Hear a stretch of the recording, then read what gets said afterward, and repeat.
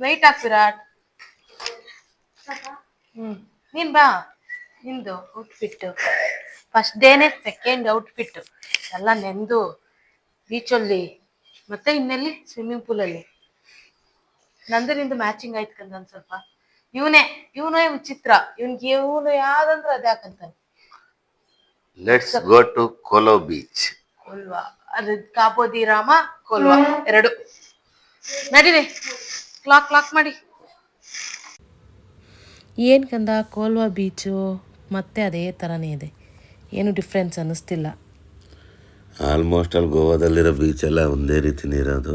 ಏನಂದರೆ ಒಂದೊಂದು ಬೀಚಲ್ಲಿ ಒಂದೊಂದು ಥರ ಜನ ಡಿಫ್ರೆಂಟ್ ಆಗಿರ್ತಾರೆ. ಜನ ಒಂದೇ ಥರ ಇರೋದು ಜನ ಅಲ್ಲ, ಒಂದೊಂದು ಸ್ಪೆಷಾಲಿಟಿ ಇದೆ.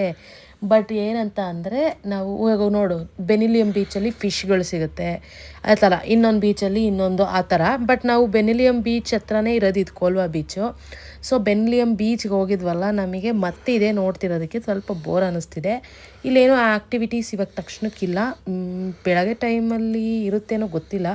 ನಾವೀಗ ಹತ್ತತ್ರ ಒಂದು 3:30 ಆಗಿದೆ ಅಲ್ವಾ ಟೈಮು. 3:30.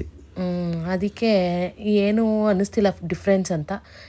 ಸೊ ಅದಕ್ಕೆ ಇನ್ನೊಂದು ಸರಿ ಇನ್ನೂ ನಾವು ಅಲ್ಲೇ ನಿಯರ್ ಇದ್ದೀವಲ್ಲ, ನೈಟ್ ಟೈಮ್ ಯಾವಾಗಾದರೂ ಬರೋಣ ಅಂತ ಈಗ ಕಾಬೋದಿ ರಾಮ ಬೀಚಿಗೆ ಹೋಗೋಣ ಅಂತ ಲೊಕೇಶನ್ ಹಾಕ್ಕೊಂಡು ಹೋಗ್ತಿದ್ದೀವಿ. 1 hour ತೋರಿಸ್ತಿದೆ.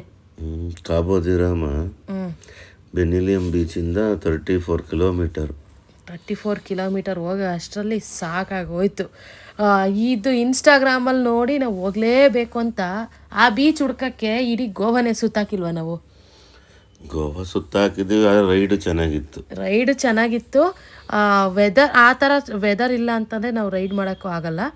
ಬಟ್ ಆ ಥರ ವೆದರ್ಗೆ ರೈಡ್ಗೆ ಮತ್ತು ಆ ದೂರ ಹೋದ್ರೂ ಅದೊಂಥರ ಖುಷಿ ಇತ್ತು. ಚೆನ್ನಾಗಿತ್ತು ಒಟ್ಟಿನಲ್ಲಿ. ಅಲ್ಲಿ ಏನೇನು ನೋಡಿದ್ವಿ ಅಂತ ನಾನು ಈ ಒಂದು ವ್ಲಾಗಲ್ಲಿ ತೋರಿಸ್ತೀನಿ. ಯಪ್ಪ ಅಂತೂ ಸಿಕ್ತಪ್ಪ ಈ ಬಿಸಿಲಿಗೂ ಇದಕ್ಕೂ ಸಾಕಾಗೋಗ್ಬಿಡ್ತು ನನಗಂತೂ ಗಾಡಿ ಓಡಿಸಿ. ನನಗೂ ಗಾಡೀಲಿ ಹಿಂದೆ ಕೂತು ನನಗೂ ಸಾಕಾಯಿತು. ಬಟ್ ಅಂದ್ರೂ ಇನ್ಸ್ಟಾಗ್ರಾಮಲ್ಲಿ ನೋಡಿರೋದಕ್ಕೆ ಇಲ್ಲಿ ಹೋಗಿ ನಾನು ಫೋಟೋ ತಗೋಬೇಕು. ಮತ್ತು ವ್ಯೂ ಪಾಯಿಂಟ್, ಇದು ಫೇಮಸ್ ವ್ಯೂ ಪಾಯಿಂಟ್, ಮತ್ತು ಇದು famous cafe, the Cape of Goa ಅಲ್ವಾ ಅದ್ರ ಹೆಸರು. ಕೆಫೆ ಹೆಸರು ಅಲ್ಲಿ ಬರೆದಿದ್ದಾರೆ, ನೋಡೋಣ. ಬಟ್ ಅದನ್ನು ಕೆಫೆಗೂ ಹೋಗಬೇಕು ಅಂತಲೇ ಬಂದಿದ್ದು. ಇದೇನೋ ಬಾಲಿ ವೈಬ್ಸ್ ಅಂತೆ ಕಂದ ಇಲ್ಲಿ. ಆ ಫೇಮಸ್ ಕಫೆಗೆ ಹೋಗ್ಬಿಟ್ಟು ನಾವು ಕೆಪ್ರೊಳಗೆ ಹೋಗ್ಬಿಡ್ತೀವಿ. ಆ ರೇಟು ಆ ದುಡ್ಡು ಎಲ್ಲ ಕೊಟ್ಬಿಟ್ಟು. ಅಲ್ಲ ಕಂದ, ಇನ್ನೊಂದು ಆ ಕೆಫೆ ಒಳಗೆ ಕೆಳಗಡೆ ಇಳ್ಕೊಂಡು ಹೋಗಿ ಅಲ್ಲಿ ಡ್ರಿಂಕ್ಸ್ ಎಲ್ಲ ಇಟ್ಟವ್ರಲ್ಲ, ಕುಡಿದ್ಬಿಟ್ಟು ಮೇಲೆ ಕರೆಕ್ಟಾಗಿ ಎದ್ದು ಬರ್ತಾರ. ಅದೇ ಡೌಟು ನನಗೆ. ಎಲ್ಲ ಬಿದ್ದೋದ್ರೆ ಸಮುದ್ರದೊಳಗೆ ಬಿದ್ದೋಗ್ತಾರೆ. ನನಗಂತೂ ಅದೇ ಅನಿಸಿತ್ತು. ಅಲ್ಲೆಲ್ಲ ಡ್ರಿಂಕ್ಸ್ ಎಲ್ಲ ಕೆಳಗೆ ನಡ್ಕೊಂಡು ಹೋಗ್ಬೇಕು ಅದು ಕೆಫೆ ಒಳಗೆ, ಒಂಥರ ಗುಹೆ ಥರ. ಕಂದ ನನಗೆ ಈ ವ್ಯೂ ಪಾಯಿಂಟ್ ಇದೆಯಲ್ಲ, ಇದು ನೋಡ್ತಾ ಇದ್ರೆ ಲಂಕೇಶ್ ಪತ್ರಿಕೆದ ಒಂದು ಸಾಂಗು ನೆನಪಾಗ್ತಿತ್ತು ನನಗೆ. ಯಾವ ಸಾಂಗಪ್ಪ? ಎಂದು ಕಂಡ ಕನಸು ಅದು ನಿನ್ನ ಮನಸ್ಸು, ನಿನ್ನ ಮನಸ್ಸಿಗಾಗಿ ಸೋತೆ.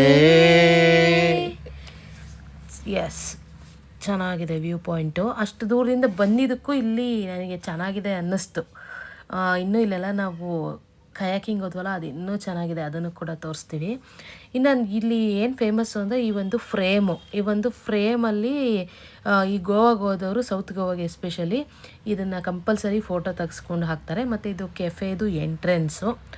ಈ ಕೆಫೆ ಅಂತೂ ಫುಲ್ ಫೇಮಸ್ಸು. ಬಟ್ ನಾವು ಈ ಕೆಫೆಯಲ್ಲಿ ಏನೂ ತಿನ್ನಲಿಲ್ಲ, ಯಾಕಂದರೆ ಅಲ್ಲೆಲ್ಲ ಡ್ರಿಂಕ್ಸ್ ಎಲ್ಲ ಇತ್ತು. ಸೊ ನಮಗೇನು ಅಲ್ಲಿ ಇಷ್ಟ ಆಗಿಲ್ಲ ನಾನ್ ವೆಜ್ಜು. ಸೊ ನಾವು ವೆಜಿಟೇರಿಯನ್ಸ್ ಆಗಿರೋದ್ರಿಂದ ನೋಡಿ ಈ ರೀತಿ ಹಿಂಗೆ ಕೆಳಗೆ ನಡ್ಕೊಂಡು ಹೋಗ್ಬೇಕು ಕೆಫೆ ಒಳಗೆ.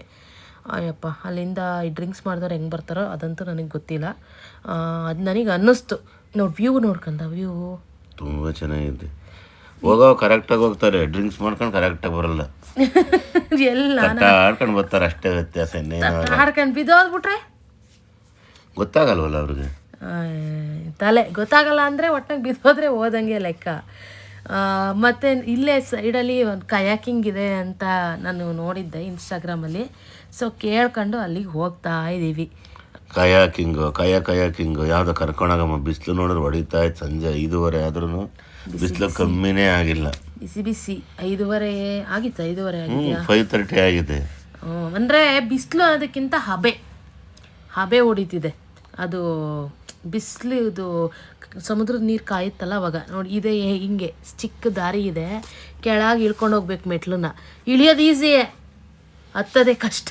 ನಮ್ಮ ಬಿಸಿಲು ಪಾಡ್ ನೋಡಿ, ನಾನೊಂದು ಸ್ಪ್ರೈಟು, ನನ್ನ ಮಗ ಒಂದು ಸ್ಪ್ರೈಟು, ನಾನು ಎಷ್ಟು ಕುಡಿದ್ರೂ ಸಾಲಲ್ಲ. ನಮ್ಮ ವಿರಾಟ್ ಅಂತೂ ಜ್ಯೂಸ್ ಮೇಲೆ ಜ್ಯೂಸ್ ಕುಡ್ಕೊಂಡೆ ಇಳ್ದ.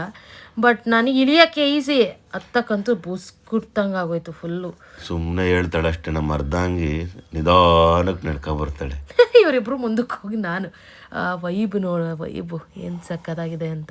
ಕೇರಳ ಫೀಲ್ ಆಗ್ತೈತಲ್ವ ಅದು? ಕೇರಳ ಥರ ಮತ್ತು ಬಾಲಿಲೂ ಈ ಥರ ಇದೆಯಂತೆ. ಸೊ ಹೋಗಿದ್ಯಾ ಬಾಲಿ? ನಾನು ನೋಡಿಲ್ಲಪ್ಪ, ನೆಕ್ಸ್ಟ್ ಕರ್ಕೊಂಡು ಹೋಗ್ಬೇಕು ನೀನೇ. ಬ್ಯಾಲ್ಯಾಗ ಕರ್ಕೊಂಡು ಹೋಗ್ತೀನಿ ಹೊರತು ಬಾಲಿಗೆ ಕರ್ಕೊಂಡು ಹೋಗಿ. ಬ್ಯಾಲ್ಯಕ್ಕೇನು ಹೋಗ್ತಾನೆ ಇರ್ತೀವಿ ಬಿಡು. ನೋಡಿದ್ದು ಬೋಟ್ಗಳು ಕಯಾಕಿಂಗ್ದು, ಬಟ್ ಇದು ಮಾತ್ರ ಸಖತ್ತು ಎಂಜಾಯ್ಮೆಂಟ್ ಮಾಡಿದ್ವಿ. ಇದನ್ನು ಮಾತ್ರ ಕಯಾಕಿಂಗು ಸಮುದ್ರದಲ್ಲಿ ಮಾಡೋದಕ್ಕಿಂತ ಇದು ತುಂಬ ಎಂಜಾಯ್ಮೆಂಟು. ಸಮುದ್ರದಲ್ಲೂ ಒಂಥರ ಬಿಸಿಲು ಇದು ನೋಡು, ಆ ಕಡೆ ಈ ಕಡೆ ತೆಂಗಿನ ಮರ. ನಮ್ಮ ವಿರಾಟ್ ಅಂತೂ ಜ್ಯೂಸ್ ಕುಡಿಯೋದು ನಿಲ್ಲಿಸೇ ಇಲ್ಲ. ಕಯಾಕಿಂಗು ಒಬ್ರಿಗೆ 500 ರೂಪೀಸ್. ಒಬ್ರಿಗಲ್ಲ, ಒಂದು ಬೋಟ್ಗೆ.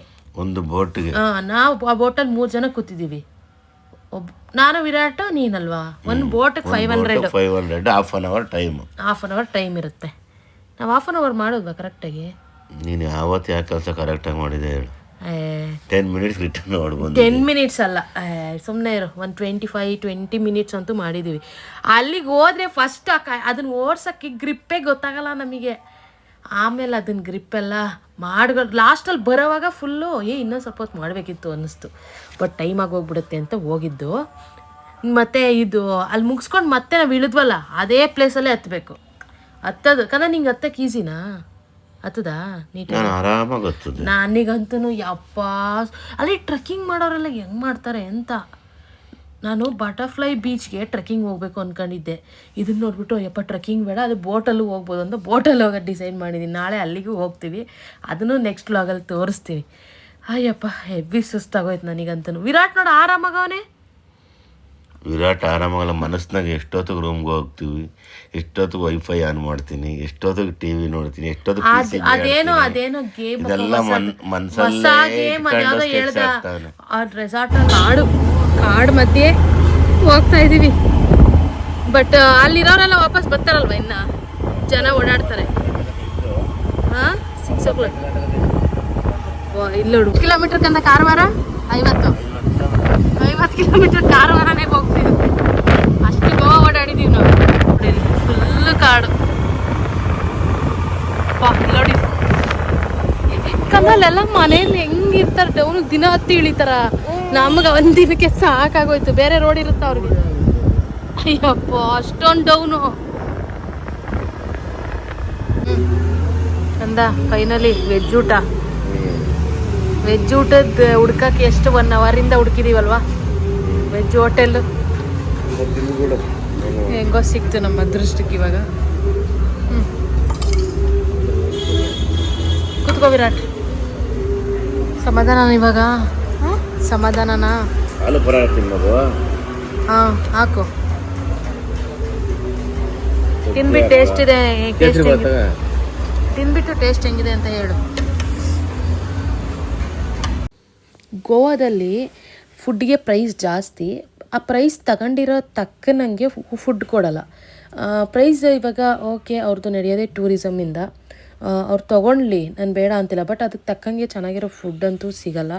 ಸೊ ನಮ್ಮ ಕರ್ನಾಟಕನೇ ಬೆಸ್ಟು. ದೇವಸ್ಥಾನಗಳಲ್ಲೆಲ್ಲ ಅಟ್ಲೀಸ್ಟ್ ಫ್ರೀಯಾಗಿ ಊಟ ಹಾಕ್ತಾರೆ.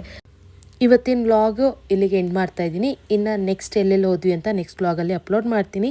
ಈ ವಿಡಿಯೋ ಇಷ್ಟ ಆದರೆ ಲೈಕ್ ಮಾಡಿ, ಶೇರ್ ಮಾಡಿ, ಸಬ್ಸ್ಕ್ರೈಬ್ ಮಾಡಿ.